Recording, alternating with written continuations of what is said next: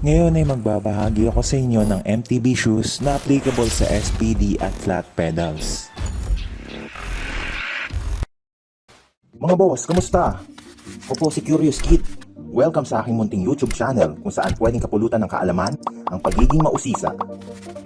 Tara, samahan niyo akong tuklasin ang mga bagay na di pa natin alam o naranasan. Kalag na rin ang video na to at napakalaking bagay sa akin ang pag-subscribe. Simulan na natin.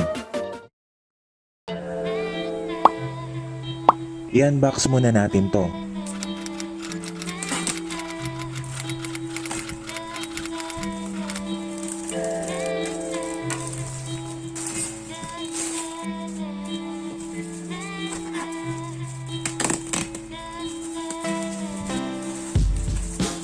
Secured na secured yung packaging ah.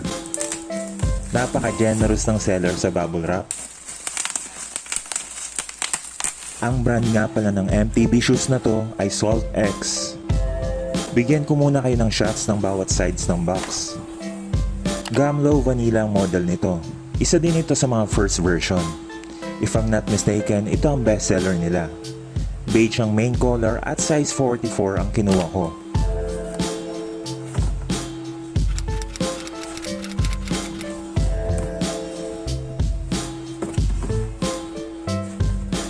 Pagbukas ay bubungad kagad sa atin tong freebie na sticker ng Salt X. Salamat! Then may appreciation card mula sa Salt X. Naka-indicate din dito yung website at social media accounts nila. Pwede nyo i-visit to check their products. Aba, may kasama pang shoe bag na may logo ng Salt X at QR code.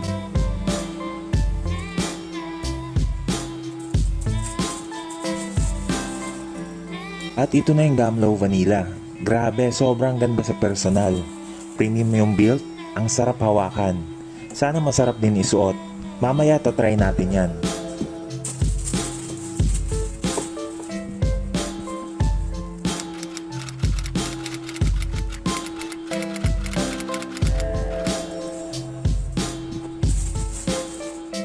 Meron din ditong cover sa bottom part kung hindi ka magkiklits. Tapos may pahabol pa palang isang sticker. So dalawa pala yung framing stickers, isang white at isang black. Yun na din lahat yung laman ng box.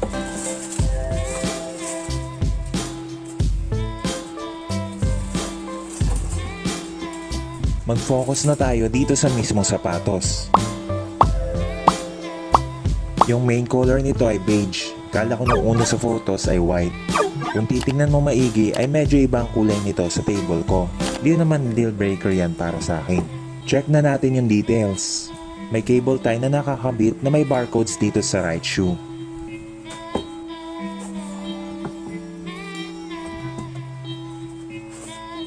Yung outer part ng tang ay may logo patch.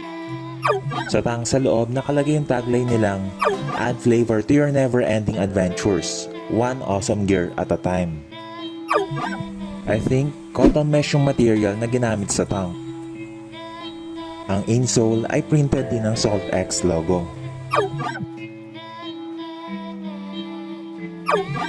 May etiketa din ng Salt X sa loob na may shoe name at size. Sa ilalim naman, yung outsole niya ay hard rubber gum. May embossed logo dito at may embossed slanted diamond pattern na ideal para sa grip sa studs ng pedals. Gaya ng nabanggit ko kanina, ang pinaka main feature nito ay applicable kung gusto mong mag-cleats or flat pedals.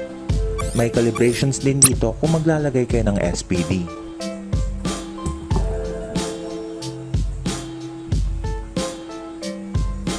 Bukod sa nakaglue, yung outsole ay nakatahi sa upper toe. Yung midsole naman ay kulay black.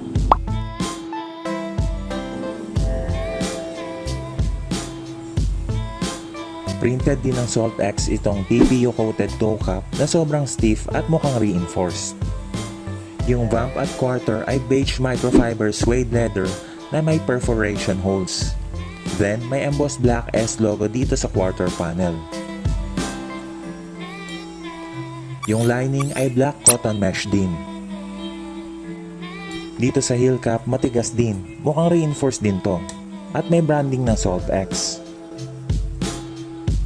I believe yun na lahat nung kailangan nating i-cover sa appearance nito. Dumako naman tayo sa paglalagay ng cover sa outsole. Kakailanganin lang natin ng 4mm Allen key.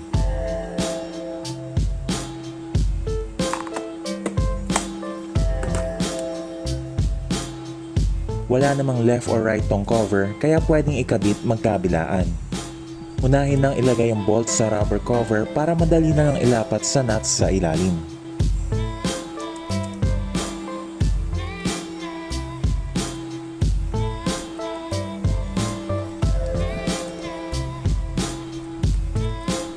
Ganito ang itsura pag nakalagay na yung cover.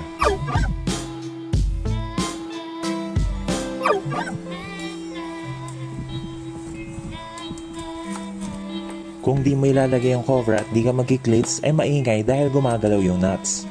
Mas okay kung nakafix ito. Subukan na nating isuot. Online ko lang to nabili at true to its size naman talaga. Saktong-sakto yung fit nito sa akin. Habang sinusuot ko to ay napansin kong may reflective strip pala ito sa likod. Ayos na ayos. Sa lahat ng part ng paa ko, puro padding ang nafe-feel ko. Firm yung labas, habang comfy at malambot sa paa yung loob. Excited na akong ipang-bike to. Sinubukan ko ng mag 30 km ride gamit to at hindi ako na-disappoint. Komportable sa paa at suwabe ipa-jack.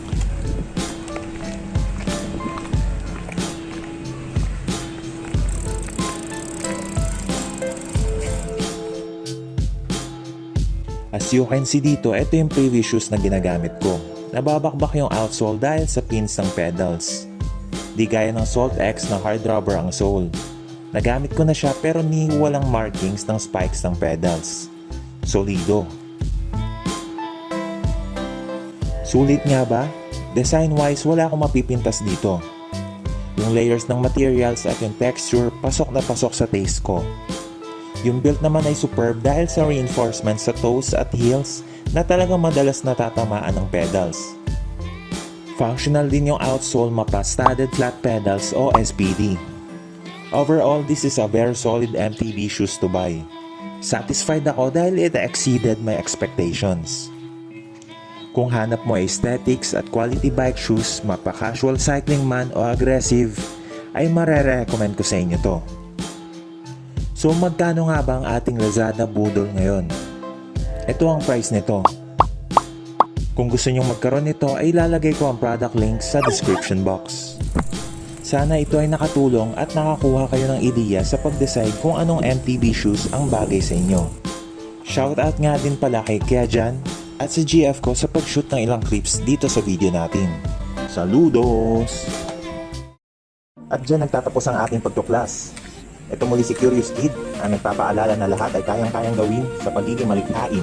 At kung ikaw ay sisipagin, hanggang sa susunod na pag-uusisa mga bata. Adios!